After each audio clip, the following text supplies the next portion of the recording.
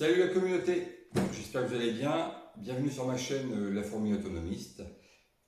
Aujourd'hui, on va parler des stocks. Alors, je ne vous ferai pas voir tous mes stocks. Je vais juste vous donner des idées. Où est-ce que vous pouvez les stocker, comment les stocker. Et voilà, c'est à peu près tout. Alors, ce ne sera pas une longue vidéo. Bon, moi, voilà, vous saurez des choses si vous arrivez sur la chaîne et que vous avez envie d'être préparé. Voilà.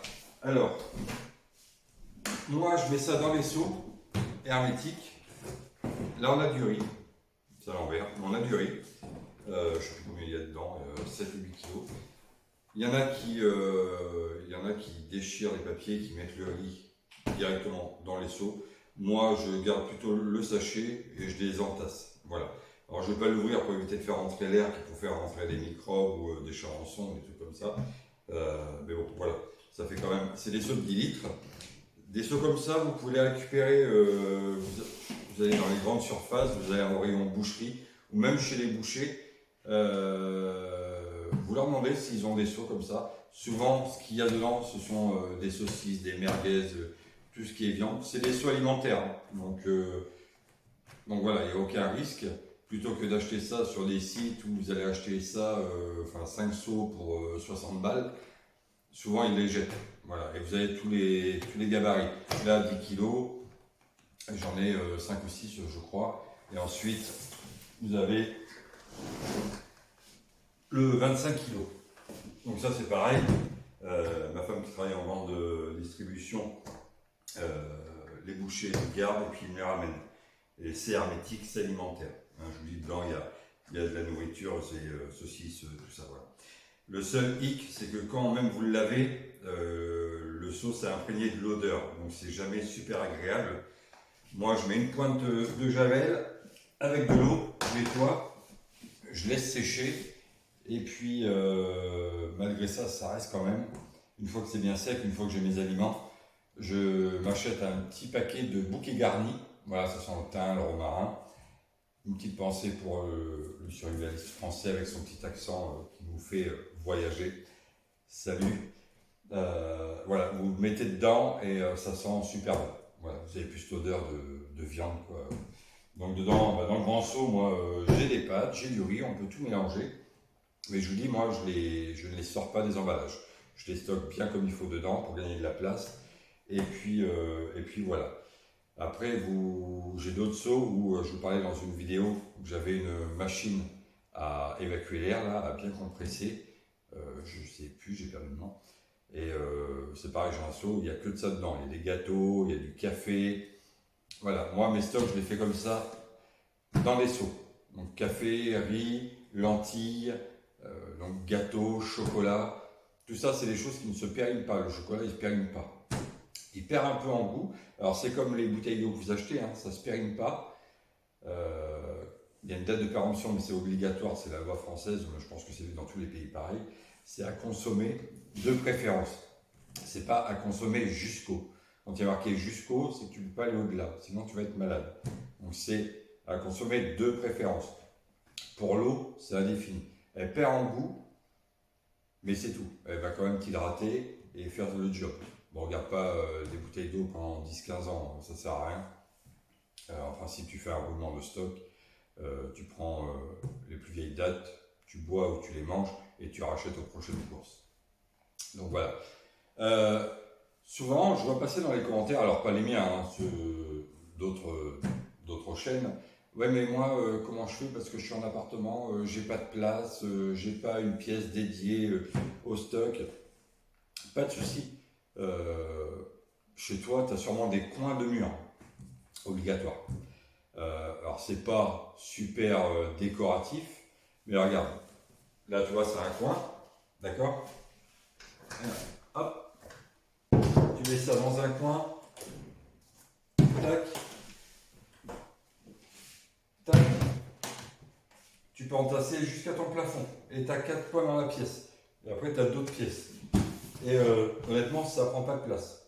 Ça prend, allez, 40 cm en arrondi. Si après, c'est vraiment pas beau, il n'y a rien qui t'empêche de mettre un paravent ou de faire une déco dessus que ça se voit pas. Voilà. Mais on peut pas dire, je peux pas le faire chez moi, j'ai pas de place. C'est faux. C'est quand on veut, on peut, hein. Toujours. C'est toujours comme ça, hein. C'est la règle. Donc dans un coin, en principe, il n'y a pas grand chose dans un coin, à part un meuble ou une déco. Tu vas pas faire tous les coins de ta maison ou de ton appart avec une déco. Ouais, désolé, hein, des fois je tutoie, des fois je vous vois, c'est moi. Donc un coin de chambre, de WC. Alors évitez la lumière directe dessus. Bon, moi j'ai un cellier, donc j'ai de la chance, c'est dans le noir, je l'ai fermé. Mais évitez le soleil direct dessus ou la lumière directe. Le mieux c'est à l'ombre, enfin à l'abri de la lumière, dans un endroit frais si possible. Bon, des fois c'est pas évident parce qu'avec la canicule qu'on a eue là, et puis ça va pas s'arranger du tout. C'est pas évident, le mieux c'est d'avoir une cave. Donc, des fois la cave il fait aussi chaud qu'en haut si la canicule dure plusieurs jours. Voilà. Après vous avez tout ce qui est conserve.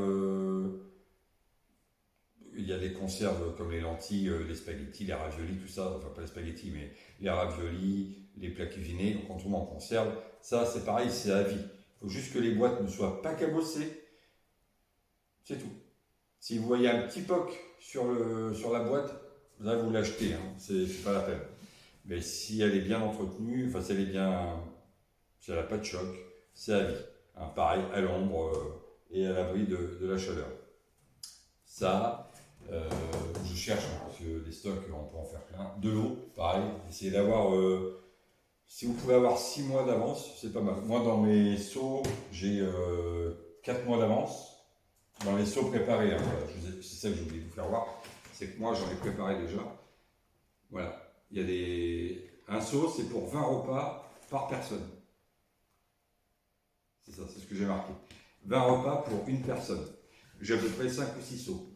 Alors, je ne le fais pas que pour moi, je pense aussi à certains membres de ma famille, que s'il y a besoin, qu'il n'y a rien pour les alimenter, il n'y a plus de voiture, ils ne peuvent plus aller au marché ou quoi que ce soit, je prends mon seau, je l'amène.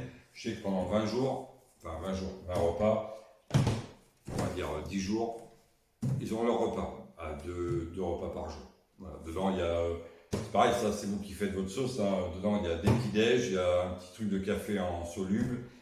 Je sais plus, moi, je l'ai fait il y a un an. Il y a du riz, il y a de la semoule. Voilà, de quoi se concocter des petits repas, hein. Il y a des coquillettes aussi, je crois. Donc voilà, c'est tout ce que je voulais dire. Bien à l'abri de la lumière et de la chaleur. Donc, juste si vraiment vous arrivez et vous vous dites, en mode dégradé, j'aimerais bien être préparé ou au moins pouvoir manger. C'est primordial, c'est de manger. Qu'est-ce que j'ai besoin? Voilà ce que donnent les ONG quand ils arrivent dans un pays en guerre et qu'ils n'ont pas à manger. De l'eau,